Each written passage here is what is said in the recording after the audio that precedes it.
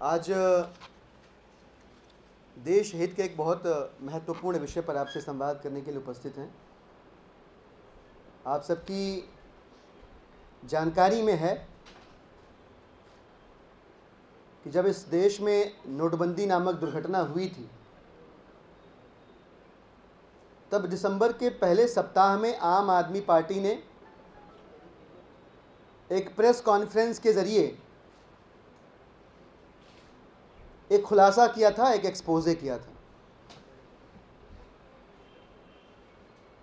और वो एक्सपोजे ये था कि केंद्र की राष्ट्रवादी सरकार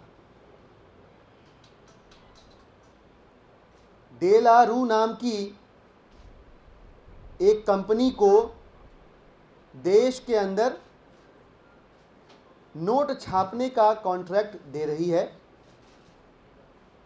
और ये डेलारू कंपनी वही कंपनी है जिसे सीबीआई जांच के बाद सन 2010 और 11 में भारत ने ब्लैकलिस्ट कर दिया था। इन आरोपों के बिना पर के इस कंपनी को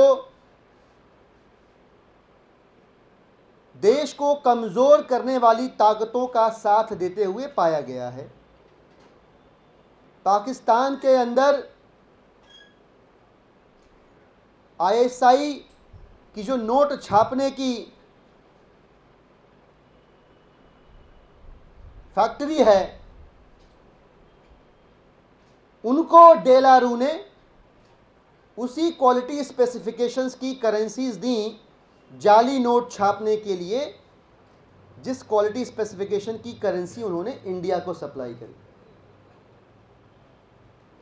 इतना ही नहीं, इस प्रकार के कॉम्प्रोमाइजेस के मामलों की जांच यूके स्थित सीरियस फ्रॉड ऑफिस ने भी किया है इस कंपनी के खिलाफ, और जांच में इस कंपनी को दोषी पाया। तो एक ऐसी कंपनी जो देश के दुश्मनों के साथ खड़ी रही, जिसे भारत ने ब्लैकलिस्ट किया इन आरोपों की वजह से सीबीआई द्वारा जांच किए जाने के पश्चात, ऐसी देशद्रोही कंपनी को व्हाइटलिस्ट करके देश के अंदर करेंसी छापने का ठेका देने के पीछे भाजपा सरकार की कौन सी मजबूरी है, ये सवाल हमने दिसंबर 2016 में खड़ा किया था। आप सबके संज्ञान में लाना चाहूंगा कि ये तमाम फैक्ट्स हमने देश के सामने रखे थे। तब रिलीज की गई आम आदमी पार्टी की प्रेस रिलीज है, और उस वक्त हमने बताया था कि जो BRBNMPL है, आरबीआई द्वारा फुली ओन की जाने वाली सब्सिडियरी, इस सब्सिडियरी की अपनी वेबसाइट पर इस कंपनी का जिक्र है, जिसमें बताया गया है कि डेलारू उनके यहाँ करेंसी छाप रही है। और उस दौरान अखबारों में भी यह खबर छपी है कि इस कंपनी को करेंसी प्रिंटिंग का ठेका भारत की सरकार दे रही है। इसकी भी खबरें छपी। और ये ठेका तब भी उनको दिया गया जब इस कंपनी का नाम पनामा लीक्स में आया। ये भी खबरें छपी हैं अप्रैल 2016 के अंदर। तो देशद्रोहियों का, देश के दुश्मनों का, आईएसआई का साथ देने वाली डेलारू कंपनी, जिसका पनामा लीक्स में किकबैक्स देने के लिए नाम आया, ऐसी कंपनी को राष्ट्रवादी का सर्टिफिकेट देके भाजपा की सरकार ने व्हाइटलिस्ट करके देश में करेंसी छापने का काम जब दिया, तो हमने ये सवाल खड़ा किया था कि ये मसला सिर्फ किकबैक्स तक सीमित नहीं है, एथिकल कॉम्प्रोमाइजेस का नहीं है, बल्कि देश की राष्ट्रीय सुरक्षा खतरे में है। इस प्रेस कॉन्फ्रेंस के बाद माननीय जेटली साहब ने हमारे आरोपों को खारिज करते हुए 8 दिसंबर 2016 को एक ट्वीट किया था, मैं पढ़ना चाहूंगा आपके सामने। Another false campaign on the social media by the Aam Aadmi Party. Ministry of Finance has no dealings with the British company named in this campaign. ये माननीय अरुण जेटली साहब का ट्वीट है, जिसमें अगर मैं ठीक पढ़ पा रहा हूं तो हमारे प्रेस कॉन्फ्रेंस को इनडायरेक्टली रिफर करते हुए जेटली साहब ये कह रहे हैं कि आम आदमी पार्टी के तथाकथित फॉल्स कैंपेन में जिस डेलारू कंपनी का नाम लिया जा रहा है, इससे उनका कोई लेना देना नहीं है। बहुत अच्छी बात है। बात यहीं रुकी नहीं। ठीक उसी समय जेटली साहब के इस ट्वीट के एक दिन बाद इस कंपनी ने भी क्लैरिफिकेशन इशू कर दिया, और जिसके बाद बहुत सारे मीडिया हाउसेस के पत्रकारों से जब मेरी बात हुई तो डेलारू पे वो कोई भी स्टोरी कैरी करने से मना करने लगे कि नहीं भाई साहब कुछ गड़बड़ हो जाएगी। जेटली साहब ने भी मना कर दिया, कंपनी भी क्लैरिफाई कर रही है। इस कंपनी तक ने क्लैरिफिकेशन दिया है, 9 तारीख की खबर छपी है कि हमारा किसी भी प्रकार से इंडिया के अंदर करेंसी प्रिंटिंग के मामले में सरकार से कोई लेना देना नहीं है। स्पष्ट, बहुत अच्छी बात है। तो फिर ये जो खबर छपी है टाइम्स ऑफ इंडिया में 3 दिन पहले कि होशंगाबाद स्थित भारत सरकार का जो मुद्रण ऑफिस है, जो कंपनी फैक्ट्री है वहां पे नोट छापने की, इसने डेलारू नाम की कंपनी के खिलाफ 11 करोड़ रुपए का सब स्टैंडर्ड करेंसी पेपर सप्लाई करने के लिए सूट फाइल किया हुआ है। यह कैसे हुआ फिर? जब जेटली साहब कह रहे हैं डेलारू का कोई लेना देना नहीं है, डेलारू कह रही है करेंसी प्रिंटिंग से हमारा कोई लेना देना नहीं है, तो होशंगाबाद में 100, 500, 1000 रुपए के नोट छापने के मामले में डेलारू के खिलाफ केस कैसे हो जाता है? धन्यवाद करूंगा टाइम्स ऑफ इंडिया का कि इन्होंने हमारे उस प्रेस कॉन्फ्रेंस का जिक्र करते हुए खबर छापी है जिसमें हमने इस कंपनी के ऊपर आरोप लगाए थे। इस खबर के आने के बाद कई सारी चीजें साफ हो जाती हैं, कई सारी चीजें। पहला, नोटबंदी नाम की दुर्घटना जिसका सीना ठोक के इस्तेमाल किया अपनी 3 साल की उपलब्धियों को गिनवाने में भाजपा सरकार ने, उस ढकोसले के पीछे, उस दुर्घटना के पीछे भारतीय जनता पार्टी द्वारा उठाया गया देशद्रोही कदम, जिसने देश की राष्ट्रीय सुरक्षा को खतरे में रखा और देश की जनता को अंधेरे में रखा, यह सच अब देश के सामने आ चुका है। और इस आधार पर माननीय अरुण जेटली जी को देश की जनता से पहले तो हाथ जोड़कर माफी मांगनी चाहिए कि उन्होंने इस आरोपों पे देश की जनता के सामने सच नहीं रखा, झूठ बोला, देश की जनता के साथ विश्वासघात किया। इस विश्वासघात के लिए भारत की सरकार को और माननीय जेटली महोदय को राष्ट्र से माफी मांगनी चाहिए। दूसरा कि माननीय जेटली साहब कम से कम अब तो बता दें कि नोटबंदी के नाम पर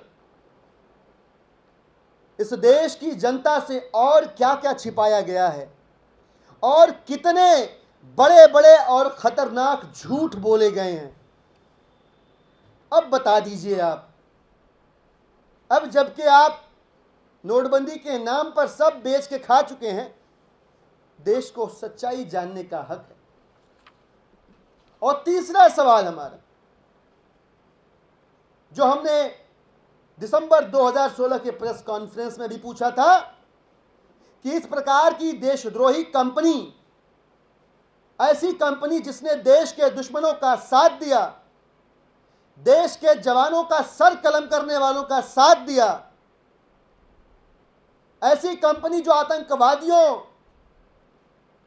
को प्रिंटिंग पेपर सप्लाई करती रही, ऐसी देशद्रोही कंपनी को ब्लैक लिस्ट से व्हाइट लिस्ट करके देश की आंतरिक और बाह्य सुरक्षा को खतरे में डालकर आपने इस कंपनी को वो कौन सी मजबूरियां थी कि नोट छापने का ठेका दोबारा दे दिया।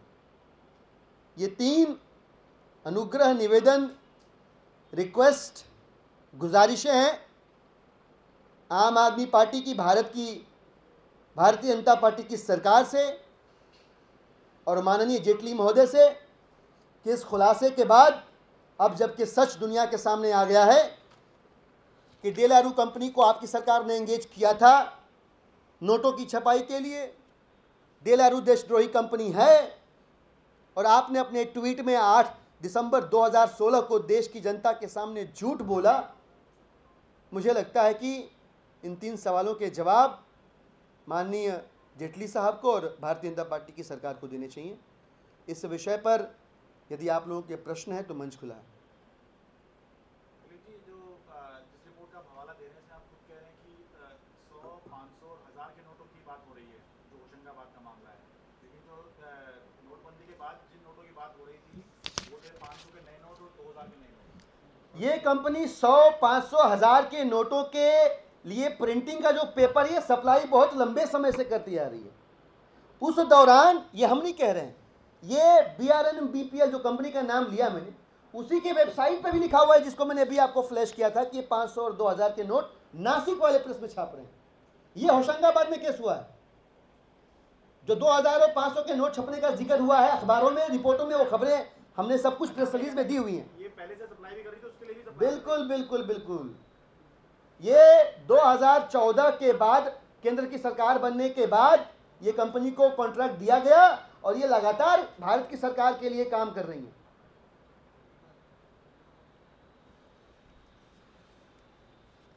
और कोई प्रश्न इसमें? मेरा एक निवेदन भी होगा कि अब जबकि, बहुत विनम्र निवेदन है आप सभी लोगों से कि इस खुलासे के बाद कुछ सवाल चुभते हुए जेटली साहब की और भारतीय जनता पार्टी की केंद्र सरकार की झोली में गिर रहे हैं।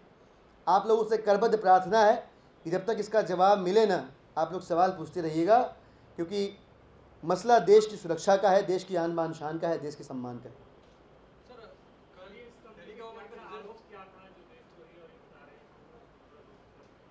मैं फिर से स्पष्ट कर देता हूं, इस कंपनी को 2010-11 में देशद्रोही गतिविधियों की वजह से ब्लैकलिस्ट किया गया। आरोप क्या था?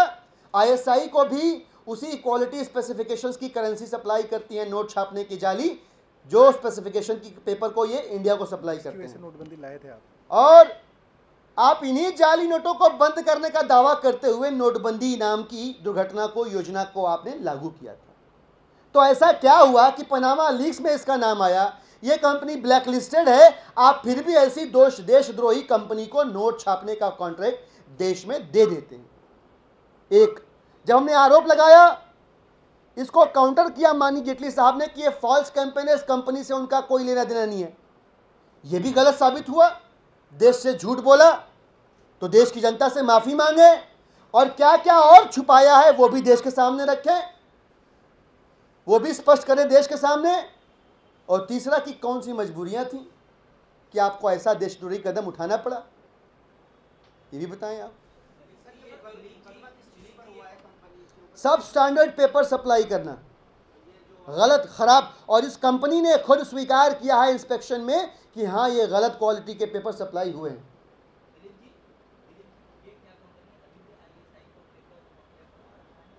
वो ये जानकारी नहीं है। ये 2010-11 में जांच हुई थी, उस समय ये पाया गया था। उसी बेसिस पे उस समय मीना जी थे, MOS फाइनेंस, इन्होंने सदन के अंदर इस बात को स्पष्ट किया था, रखा था कि हाँ, इस कंपनी को हमने ब्लैकलिस्ट किया है, और पेनलाइज भी किया गया था। 30 या 33 मिलियन डॉलर पेनल्टी भी लगाई गई थी। इस कंपनी के बंद होने की नौबत आ गई थी, या शायद बंद भी हो गई हो।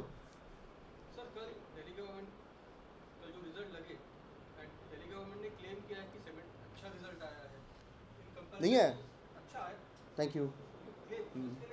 क्लेम करते हो तो थोड़ा फिगर्स पे दिया कीजिए ना, पिछले 5 सालों में करेंगे, काफ़ी फिगर्स अभी सारा डेटा तैयार किया जा रहा है, बहुत सारे आंकड़े क्रंच किए जा रहे हैं पूरे देश के अंदर, अलग अलग राज्यों में राज्य सरकारों की जो शिक्षा व्यवस्था है उनके भी आंकड़े निकाले जा रहे हैं, नंबर्स आर बीइंग क्रंच, वो जल्दी शेयर करेंगे, काफ़ी कुछ शेयर करेंगे। दिलीप जी, आपके निलंबित विधायक हैं कपिल मिश्रा, आज वो एलजी से मिलने जा रहे हैं। 3 जून को उन्होंने पूरी एक तरह से गार्जियन काउंसिल किलो में सभा ही बुलाई हुई है जी। जहाँ पे सारे सबूत रखेंगे। ऐसा ही कुछ जब काम किया था योगेंद्र यादव, प्रशांत भूषण ने, तब आपने उनको पार्टी से निकाल दिया, इनको आपने अभी तक पार्टी में रखा हुआ है। नहीं, मज़े की बात यह है कि बहुत सारे विधायक ऐसे हैं जो जनता के मुद्दों के लिए एलजी साहब से टाइम मांगते रहे, पुराने वालों से भी मांगते थे, नए वालों से भी मांगते हैं। मुझे लग रहा है इन्होंने भी जरूर मांगोगे। मैं तो अपनी बता रहा हूँ कि मैंने एमसीडी के चुनाव होने से पहले हमारे लगभग सभी विधायकों के एमसीडी फंड खर्च नहीं कर रही थी, हमारे विधायक फंड जो थे वो खर्च नहीं हो पा रहे थे। उसके लिए मैंने एलजी साहब को कई बार चिट्ठी लिखी, कई बार मेल की, कई बार उनके सेक्रेटरी से बात की, मगर उनसे समय नहीं मिला। तो बड़ी हैरानी की बात है कि कपिल मिश्रा जब भी एलजी साहब से समय मांगते हैं, सुबह मांगते हैं, शाम को मिल जाता है, दोपहर में मांगते हैं, थोड़ी देर बाद बुला लेते हैं, आपस की बात तो है, कोई बात नहीं। और काफ़ी आपने कब से मांगा?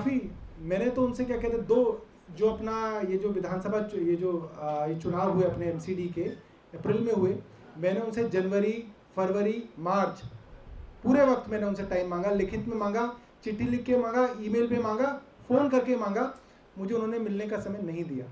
मैं अपना ही बता रहा हूँ। और ऐसे और गेस्ट टीचर्स हैं, 17,000 गेस्ट टीचर्स हैं, वो उनसे 2 महीने से मिलने का समय मांग रहे हैं, एलजी साहब ने मिलने का समय नहीं दिया।